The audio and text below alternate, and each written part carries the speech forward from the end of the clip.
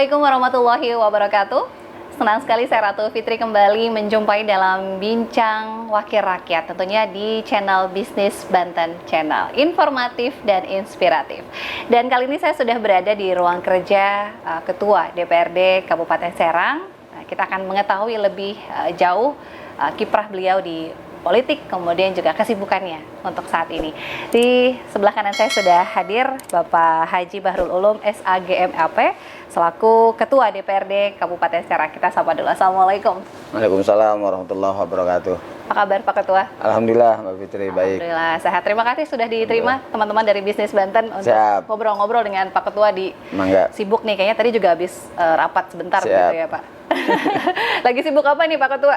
Ya, menjalankan tugas-tugas DPRD sesuai dengan jadwal yang sudah kita tetapkan bersama. Kemudian juga di luar kegiatan DPRD, saya menjalankan tugas-tugas saya selaku Sekretaris Partai Golkar di tingkat Provinsi Banten, sehingga mobilitasnya cukup lumayan, karena saya harus konsolidasi sampai ke kabupaten kota di 8 kabupaten kota seprovinsi Banten untuk persiapan pemilu 2024. Ya, karena kalau hitungan tahun politik tuh 2024, kalau hitungan normal kan masih 2 tahun. Ya. Tapi kalau politik tuh lebih kayak singkat gitu ya Pak Ketua ya? Kita melihat hari ini seperti nggak ada jam.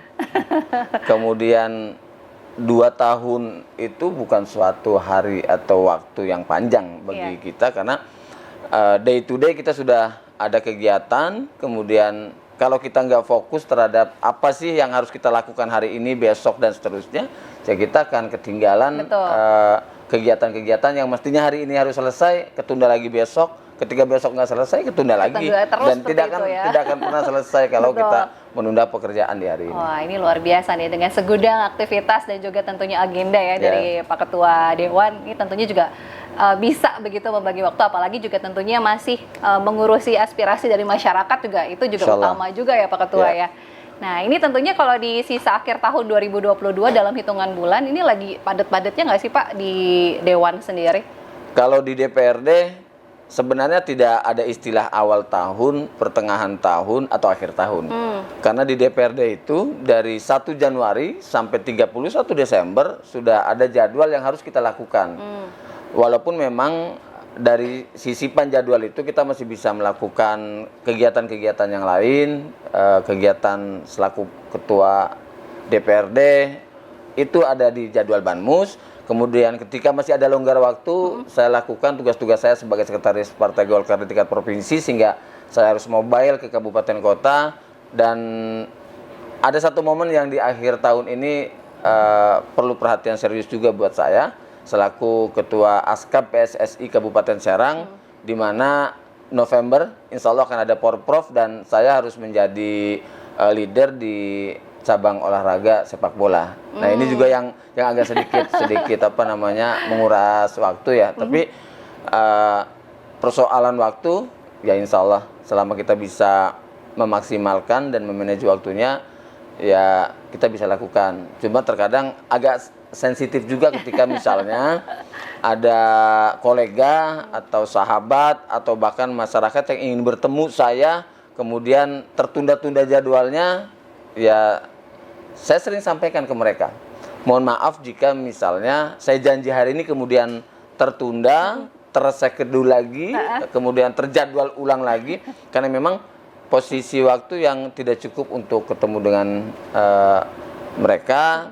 Tapi pasti ketika memang itu sudah masuk dalam jadwal saya, walaupun di reschedule, tapi pasti itu akan kita lakukan. Jadi karena memang tadi ya, bukan hanya di Dewan saja, tapi juga merangkap di beberapa agenda lain juga begitu. Betul. Nah, untuk membagi waktu dengan keluarga gimana nih Pak Ketua? Apakah ada komplain begitu dari anak-anak atau seperti Kalau dengan keluarga, alhamdulillah, karena memang dari dulu saya lahir dari seorang aktivis ya. Bahkan semenjak pacaran, saya sedikit melon dulu sedikit. Semenjak pacaran saya sudah berkomitmen sama pacar. Mantan pacar yang sekarang jadi istri. Saya bilang, kalau memang bisa mengikuti ritme yang seperti ini, ya mangga kita lanjutkan hubungan ini. Kalau misalnya tidak, ya mungkin jalan terbaik adalah berpisah. Sehingga kemudian ketika hari ini dengan segudang kegiatan, alhamdulillah istri sudah tidak paham begitu ya. komplain, karena memang saya memporsikan keluarga itu di hari Sabtu dan Minggu. Sehingga Senin sampai Jumat saya lakukan kegiatan-kegiatan DPRD, Sabtu Minggu itu ada 3 kegiatan yang bisa saya bagi. Kegiatan dengan keluarga, kemudian kegiatan partai, ketiga kegiatan menemui konstituen. Karena biasanya Sabtu Minggu itu yang namanya orang hajat, baik nikahan, khitanan atau apapun banyak. Sehingga momen partai, momen menemui konstituen ini saya satukan dengan momen keluarga. Misalnya dengan kondangan bareng sama anak, sama istri, gitu kan, sekalian.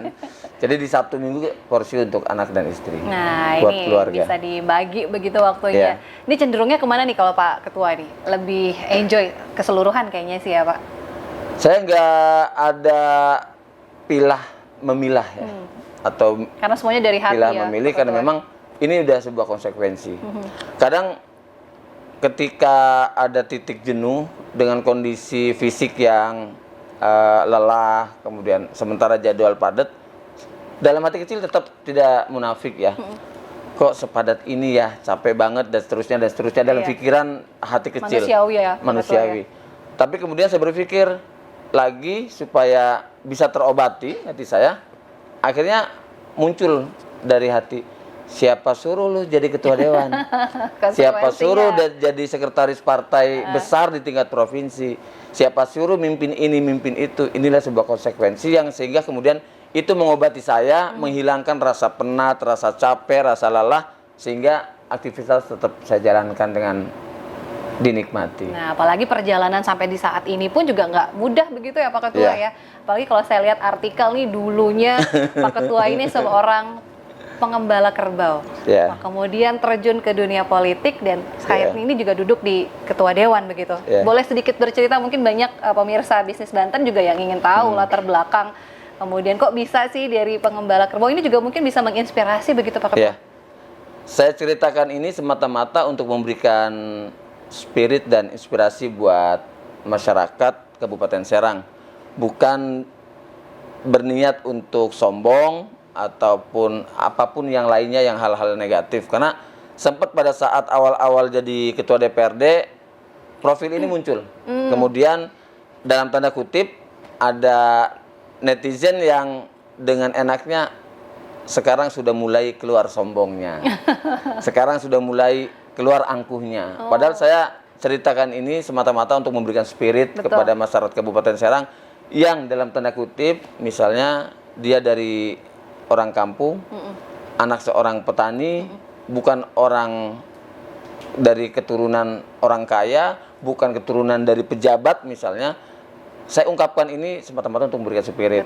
Dan saya sampaikan dari awal, dari SD sampai saya lulus SLTA, itu siklus kehidupan saya itu tidak bisa buat dalam tanda kutip hura-hura. Karena misalnya saya jam 4:30 pagi harus bangun, kemudian membantu orang tua mempersiapkan dagangan, karena kebetulan orang tua laki-laki saya almarhum itu penjual ikan di pasar. Kemudian 5:30 saya harus memandikan kerbau di Kali Cidurian. Kemudian 6:30 kembali ke rumah, jam 7 saya harus berangkat sekolah dari SD sampai SMA ya, Madrasah Aliyah. Jam 1 saya pulang ke rumah, kemudian sholat dohor makan siang, jam 1:30 saya harus pergi mengembala kerbau, kembali 4:30 sore, 4:30 sore mandi, sholat maghrib, mengaji dan tidur. Dan orang tua dulu mendisiplinkan saya jam 9 paling lambat itu harus tidur. Kenapa? Karena besok aktivitas sudah menunggu di siklus harian tadi. Nah, itu siklus harian saya dari mulai SD sampai SLTA. Sehingga tidak ada kesempatan untuk main, untuk macam-macam. Nah, sehingga saya membanggakan diri. Pengembala kerbau jadi ketua DPRD. Ini bukan untuk kesombongan, bukan untuk sesuatu yang negatif, tapi mudah-mudahan ini menjadi spirit bagi masyarakat, bagi para pemuda di Kabupaten Serang, khususnya umumnya dimanapun, sehingga orang kampung bisa loh jadi sukses. Bisa bercita-cita tinggi begitu ya. Kemudian anak orang kaya bisa sukses, wajar.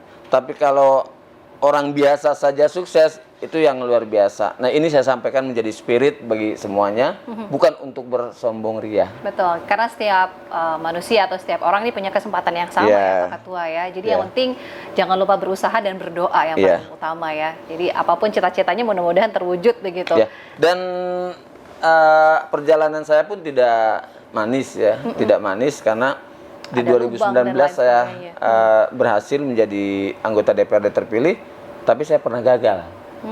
Karena 2014 juga saya nyalek di dapil yang sama, di tingkatan yang sama, dari partai yang sama, dan saya gagal 2014. Cuma waktu itu saya dapat penguatan dari ibu politik saya, dalam hal ini Ibu Ketua Golkar Provinsi Banten, Ibu Tatu. Ibu Tatu bilang, kalau berhasil syukuri, kalau belum berhasil ikhlaskan. Nah, ini yang kemudian menjadi spirit saya, sehingga saya tidak patah semangat, nggak putus asa. Nggak putus asa. 2019 saya nyoba lagi, bahkan saya tidak pernah berpikir sedikit pun saya pindah partai dengan kegagalan saya di 2014. Yang pasti kegagalan adalah sebuah pengalaman yang berharga, sehingga di momentum 2019 saya pelajari kegagalan itu, kekurangan-kekurangan yang ada pada 2014, dan saya perbaiki itu, dan alhamdulillah 2019 Allah memberikan ridho dan izinnya. Dan langsung diberikan amanah juga duduk sebagai ketua dewan ya di DPRD Kabupaten Serang. Ini luar biasa. Ini mungkin kuncinya juga untuk masyarakat dan pemirsa ini, jangan sampai putus asa. Kalau gagal di 1 kali, 2 kali itu ya jangan sampai mengurungkan niat. Kayaknya ini ya mungkin bisa dicoba kembali begitu ya Pak Ketua ya.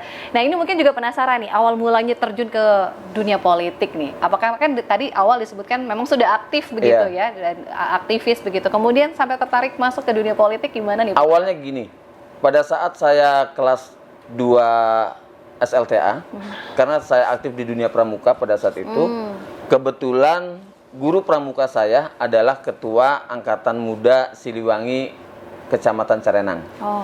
Yang satunya Ketua Angkatan Muda Pembaharuan Indonesia Kecamatan Carenang. AMPI sama AMS itu adalah organisasi kepemudaan di bawah naungan Partai Golkar. Saya aktif di situ, yang kemudian saya terlibat langsung dalam konteks politik praktis, tapi masih di organisasi kepemudaan. Nah, lulus SLTA 96, kemudian saya kuliah di Fakultas Syariah YIN Sunan Gunung Jati Bandung di Serang. Baru saya aktif di organisasi kepemudaan di tingkat Kabupaten Serang. Masih di AMS dan AMPI tahun 96. Kemudian 99 terjadi reformasi, 98 reformasi, 99 ada perubahan Partai Golkar dengan paradigma barunya. Yang kita tahu dulu masuk Partai Golkar itu sangat sulit jika tidak memiliki 3 jalur. Jalur A, B, dan G. Nah, di pasca reformasi ini Partai Golkar merubah dirinya menjadi Partai Golkar dengan paradigma barunya, yang memungkinkan siapapun mempunyai hak yang sama, memiliki kesempatan yang sama untuk menjadi kader dan pengurus, termasuk juga dalam kontestasi di pemilu legislatif.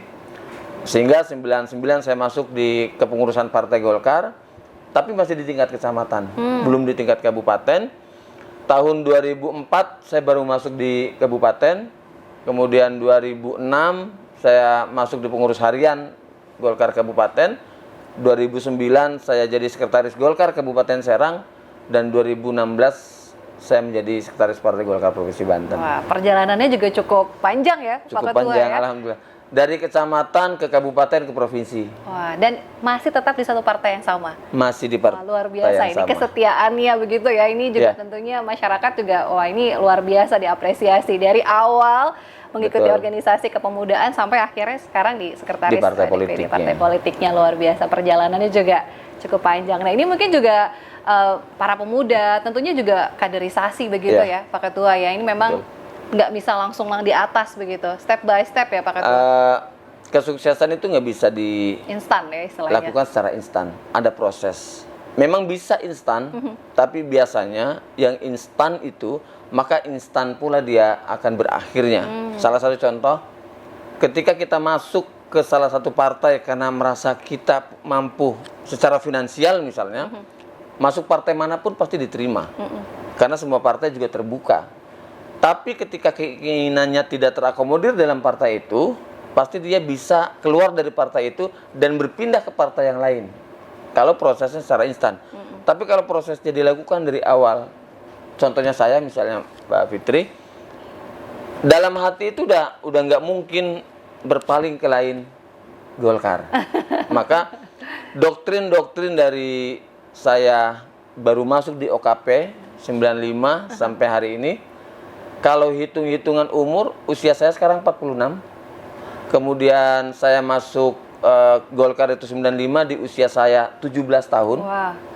Jadi sudah lebih dari separuh umur saya dharma baktikan buat Partai Golkar. Sudah mendarah daging istilahnya. Sudah mendarah ya? daging gitu. Wah, luar biasa. Ini mungkin umur-umur 17 tahun nih masih istilahnya ya lagi belum ke situ begitu. Tapi Ya. kalau Pak Ketua ini sudah terorganisasi. Karena saya begitu tertarik ya? pada saat aktif di Pramuka. Tertarik saya aktif di Pramuka, kemudian karena guru Pramukanya tadi saya sampaikan di awal, salah satu ketua OKP yang di bawah Partai Golkar, dan pada saat itu ada identitas organisasi yang melekat gitu. melekat loreng coklatnya Angkatan Muda Siliwangi. Jadi seakan-akan kalau kita pakai baju loreng, gagahnya terlihat. Maka ada spirit itu awal-awal pada saat masih muda ya. Kebanggaan juga begitu ya Pak Ketua ya. Nah, Betul. gimana sih Pak? Mungkin banyak masyarakat yang pengen tahu gimana sih rasanya duduk menjadi ketua DPRD Kabupaten Serang. Apa sih rasanya Pak dengan sejumlah kegiatan yang cukup banyak? Ada suka dan duka. Yang pasti itu dalam setiap tanggung jawab. Jangankan jadi ketua DPRD, jadi rakyat juga sama. Ada suka dan duka. Betul. Jadi media juga sama. Pasti ada suka dan duka. Jadi kameramen juga sama, pasti ada suka dan dukanya, gitu kan? Nggak terus suka Iya. begitu Ketika ya. misalnya kita nge-tag video narasumber kemudian berulang-ulang nggak pernah jadi, kan jadi dukanya para kameramen misalnya. DPRD juga sama, apalagi ketua DPRD. Sukanya saya bisa memberikan dharma bakti saya untuk masyarakat Kabupaten Serang yang saya wakili di dapil saya. Dukanya itu ketika saya tidak bisa memberikan jawaban dan harapan dari orang yang saya wakilin. Kemudian ketika saya turun, ada kalimat-kalimat yang tidak enak didengar. Jadi dewan nggak bisa memperjuangkan, misalnya. Atau kalimat-kalimat lain, itu dukanya. Kenapa? Karena saya merasa, oh iya, saya ini belum bisa memenuhi keinginan mereka semuanya. Saya tidak bisa menghadirkan sebuah harapan-harapan masyarakat yang saya wakili, sehingga itu menjadi sebuah duka buat saya, menjadi perasaan yang nggak nyaman, nggak enak. Kenapa? Karena saya merasa tidak ada artinya di mata mereka. Tapi apapun yang saya lakukan, ya pasti kalau untuk memuaskan semua orang nggak mungkin. Betul, betul. Tapi ada skala-skala prioritas yang harus saya lakukan ketika memperjuangkan aspirasi, memperjuangkan harapan-harapan masyarakat yang saya wakili tentunya. Maka ada juga yang merasa puas, aspirasinya sudah diperjuangkan, kemudian bisa ketemu kapanpun dengan saya, kemudian ada stigma juga dari jaringan saya, misalnya kalau Pak Ulum diundang siapapun, kapanpun, selama dia sehat dan tidak bentrok dengan kegiatan lain, pasti datang. Ini yang sudah terstigma di dapil saya, dan ini insya Allah akan saya pertahankan. Wah, ini ya alhamdulillah nih, karena memang tadi ya terbatas dan juga kemudian ada skala prioritas. Namun apapun yang memang menjadi aspirasi masyarakat tentunya akan diperjuangkan. Apalagi kan DPR nih sebagai salah satu fungsinya adalah memonitoring dan juga fungsi penganggaran. Betul. Nah, ini kalau sedikit kita bahas terkait dengan program yang saat ini juga sedang berjalan di pemerintah Kabupaten Serang. Pak Bahrul Ulum sebagai Ketua DPRD Kabupaten Serang juga kan menjalani fungsi tadi ya, anggaran dan juga monitoring. Seperti apa sih Pak koordinasi dan sinergitas dengan Pemkab Serang sendiri? Yang pasti gini, tugas DPRD itu ada 3. Yang umum semua tahu, ada budgeting, ada legislasi, dan pengawasan. Nah, dalam konteks budgeting, maka DPRD itu harus tahu betul apa sih visi misinya pemerintah daerah pada saat pilkada di terakhir yang lalu. Nah, apapun yang diprogramkan dalam 1 tahun anggaran di setiap tahun itu, maka tidak boleh keluar dari tujuan visi misi pada saat bupati dan wakil bupati terpilih. Sehingga kemudian setiap OPD itu harus menunjang keberhasilan pencapaian visi misi tadi. Ketika ada program di luar visi misi, maka ini DPRD juga harus bisa mengingatkan kepada pemerintah daerah, loh, ini programnya tidak sesuai dengan visi misi Kabupaten Serang. Baiknya ini tidak harus sekarang, bisa nanti ketika program-program utama yang menjadi bagian dari suksesnya visi misi itu sudah bisa dilakukan semuanya. Salah satu contohnya. Atau misalnya dari sisi pengawasan. Apa yang sudah dilakukan dalam proses perencanaan dan pelaksanaan program pembangunannya dilakukan oleh Pemda Kabupaten Serang, DPRD punya hak atau kewajiban untuk memberikan pengawasan. Apakah yang sudah direncanakan dilaksanakan? Atau apakah program yang dilaksanakan ini sesuai dengan perencanaan yang dibuat sebelumnya? Dan itu tetap bermuara pada suksesnya visi misi dari bupati dan wakil bupati terpilih pada saat pilkada yang lalu. Sebenarnya ini saja. Dan alhamdulillah di Kabupaten Serang koordinasi dan komunikasi antara eksekutif dan legislatif ini berjalan baik. Dan memang harus begitu. Kenapa? Karena dalam Undang-Undang Pemerintahan Daerah disebutkan bahwa DPRD adalah bagian dari penyelenggara pemerintah daerah. Maka ketika DPRD atau legislatif bisa berjalan seiring sejalan dengan eksekutif, koordinasi dan komunikasinya terbangun dengan baik, ya inilah sesungguhnya harapan dari undang-undang itu sendiri. Kenapa? Karena DPRD adalah bagian dari penyelenggara pemerintah daerah. Betul, tidak terlepas ya, karena satu bagian juga begitu. Betul. Nah, sejauh ini begitu, bagaimana fungsi monitoring dengan pemerintah Kabupaten Serang dalam hal ini OPD masing-masing? Apakah memang sudah sesuai dengan tadi yang disampaikan visi dan misi, dan apakah juga sudah sesuai dengan target harapan dari masyarakat Kabupaten Serang? Alhamdulillah sebenarnya pada saat kita cross check ya dari visi misi periode pertama tentang percepatan pembangunan infrastruktur, ketika saya masuk di 2019, dari 601 km jalan Kabupaten Serang ini tinggal beberapa kilometer saja, dan ini sudah diselesaikan. Maka dari infrastruktur jalan, maka visi misi bupati dan wakil bupati terpilih sudah selesai. Nah, cuma memang pada saat di periode yang kedua, di tahun 2020, kita tahu semua pandemi COVID-19 melanda dunia, termasuk di Kabupaten Serang, sehingga alokasi-alokasi anggaran dari pendapatan yang berkurang dari sebelum pandemi, kemudian ada alokasi anggaran yang juga harus dialihkan untuk penanganan dampak pandemi COVID-19, sehingga ada beberapa kegiatan-kegiatan yang memang tertunda pelaksananya. Salah satu contohnya mobil ambulan desa baru 100 dari 326 desa, artinya masih 226 desa yang belum. Kemudian rehab kantor desa juga masih belum selesai semuanya. Tapi insya Allah setelah pandemi ini berakhir, maka kita akan fokus kembali kepada program-program yang sudah menjadi program utama pemerintah daerah Kabupaten Serang, dan itu tentunya untuk mencapai target visi misi bupati dan wakil bupati terpilih. Amin, mudah-mudahan ini bisa terwujud. Nah, satu lagi mungkin harapan ataupun juga catatan khusus dari DPRD Kabupaten Serang dalam pembangunan di Kabupaten Serang. Apa sih Pak yang menjadi prioritas mungkin ke depan selain tadi yang disampaikan? Pertama, harapannya adalah pemerintah daerah Kabupaten Serang bisa mewujudkan seluruh impian, seluruh keinginan, seluruh harapan, seluruh aspirasi yang dituangkan dalam momen-momen menjaring aspirasi dengan masyarakat Kabupaten Serang. Ketika masyarakat pengen jalan bagus, Pemda harus hadir untuk mewujudkannya. Ketika masyarakat ingin bedah rumah selesai, Pemda Serang juga harus mewujudkannya. Dan tentunya fokus kita dan harapan kita adalah bagaimana pusat pemerintahan Kabupaten Serang di Ciruas ini bisa dilakukan secara cepat sehingga kita memiliki kantor yang representatif, pusat pemerintahan yang bisa kita banggakan di kemudian hari. Amin, ini bisa langsung rampung ya untuk Puspemkabnya sendiri. Nah ini kan tadi harapan untuk Kabupaten Serang. Pemirsa juga ingin tahu nih, mungkin terakhir target personal dari Pak Haji Bahrul Ulum di tahun depan 2024 apa ini rencananya? Pasti masyarakat juga ingin tahu, terlebih nih mungkin dari dapilnya Pak Ketua begitu. Ya. Target personal saya kembalikan ke partai. Apakah saya ditugaskan untuk menjadi atau mencalonkan di DPRD Kabupaten Serang lagi, atau ke provinsi atau kemana?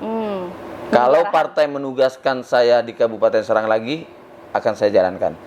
Kalau misalnya partai menugaskan saya harus ke provinsi, harus juga saya jalankan. Tapi jika kemudian partai memberikan kebebasan memilih kepada saya mau kemana 2024, maka saya tegaskan kepada masyarakat Dapil 1, khususnya jaringan saya akan tetap mencalonkan di DPRD Kabupaten Serang 2024 yang akan datang. Luar biasa. Ini kalau misalnya secara personal, tapi semua tergantung kembali ke partai. Kepada partai. Nah, apakah nanti arahannya seperti apa? Kita tunggu. Yang pasti ini masih ditunggu di 2024 kiprahnya, karena amanahnya dari masyarakat juga ini tentunya masih menunggu kiprah Pak Ketua nih di Insya Allah. Banten kah atau masih di Kabupaten Serang? Atur nuhun Pak Ketua Dewan sudah menerima kita, teman-teman dari Bisnis Banten sudah lebih banyak. Mungkin nanti bisa ditambah lagi durasinya, jadi nanti bisa ngobrol-ngobrol lagi di lain kesempatan. Sukses selalu Pak Ketua dan diberikan selalu kesehatan Pak. Mudah-mudahan di lain kesempatan bisa ngobrol lagi. Ya pemirsa Bisnis Banten Channel, kita sudah di penghujung acara di program Bincang Wakil Rakyat. Terima kasih atas kebersamaannya. Jangan lupa untuk subscribe, like, komen, dan share ya Bisnis Banten Channel. Kasih tahu ke semuanya. Saya Ratu Fitri pamit. Terima kasih. Sampai jumpa. Wassalamualaikum warahmatullahi wabarakatuh. Waalaikumsalam. Atur nuhun Pak. Atur nuhun. Sami.